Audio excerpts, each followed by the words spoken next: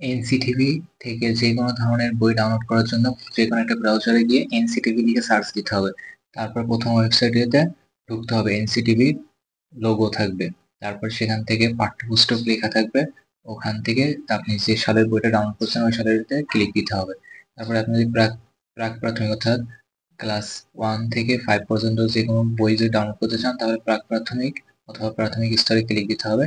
তারপরে 1 থেকে 5 পর্যন্ত প্রাথমিক স্তর সবগুলো চলে আসবে, যে কোনো একটা অপশনে ক্লিক দিলেই হবে। এখানে আপনি ক্ষুদ্র নৃগোষ্ঠীর জন্য পেয়ে যাবেন, ইবতেদায়ী স্তরের জন্য পেয়ে যাবেন এবং প্রাথমিক স্তরের জন্য পেয়ে যাবেন সবগুলো পিডিএফ ফাইল, যেগুলো আমাদের স্কুলে দিয়ে থাকে সবগুলো পেয়ে যাবেন। তারপর আপনি যদি 6 থেকে 10 পর্যন্ত বই ডাউনলোড করতে চান তাহলে মাধ্যমিক স্তরে ক্লিক দিতে হবে। মাধ্যমিক স্তরে ক্লিক দেওয়ার পর আপনি 6 থেকে 10 পর্যন্ত সকল বই পেয়ে যাবেন এবং তার ডান পাশে উচ্চ মাধ্যমিক স্তর আছে, সেখানে আপনি ক্লিক দিতে পারেন, অথবা এখান থেকে আপনি উচ্চ মাধ্যমিক স্তরে ক্লিক দিবেন। উচ্চ মাধ্যমিক স্তরে ক্লিক দিলে আপনি একাদশ দ্বাদশ শ্রেণীর বইগুলো পেয়ে যাবেন। উচ্চ মাধ্যমিক স্তরে যখন ক্লিক দেবেন তখন আপনি একাদশ দ্বাদশ শ্রেণীর সকল বই ডাউনলোড করতে পারবেন। এভাবে সকল ধরনের বই আপনি এনসিটিভি থেকে ডাউনলোড করতে পারবেন। ডাউনলোড করার জন্য আমি এখন সপ্তম শ্রেণীর বই একটা ডাউনলোড করে দেখাবো কিভাবে ডাউনলোড করতে হয়। তার জন্য মাধ্যমিক স্তরে ক্লিক দিব।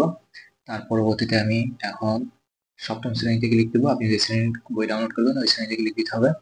তার পরবর্তীতে আমি এখন গণিত বইটা ডাউনলোড করব। গণিত বইয়ের জন্য ডাউনলোড লিঙ্ক 1 বা 2 তে দিব।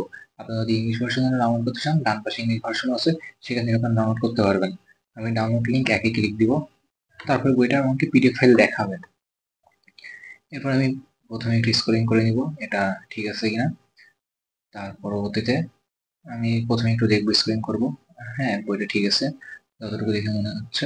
এরপরে এখানে ডাউনলোড করার অপশন পাবেন, আপনারা এখানে ডাউনলোড করে নেবেন, অটোমেটিক্যালি ডাউনলোড হয়ে যাবে। ডাউনলোড অপশনে ক্লিক দিলে একদম উপরে যেই ডাউনলোডের যে অ্যারোটা আসছে, এর পরবর্তীতে ডাউনলোড হয়ে গেলে আপনারা বইটা খুব সুন্দরভাবে পড়তে পারবেন পিডিএফ ফাইল থেকেই।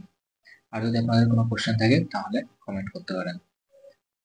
আমি এখন পিডিএফ ফাইলটা ওপেন করে দেখাবো আমার সপ্তম শ্রেণীর বইটা আসলে ডাউনলোড হয়েছে কিনা।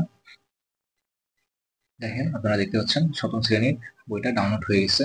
এখন আমি আমার প্রয়োজনে লাগাইতে পারি, আপনারা এভাবেই সকল বই ডাউনলোড করতে পারেন এবং আপনারা আপনাদের প্রয়োজনে লাগাতে পারেন এভাবেই।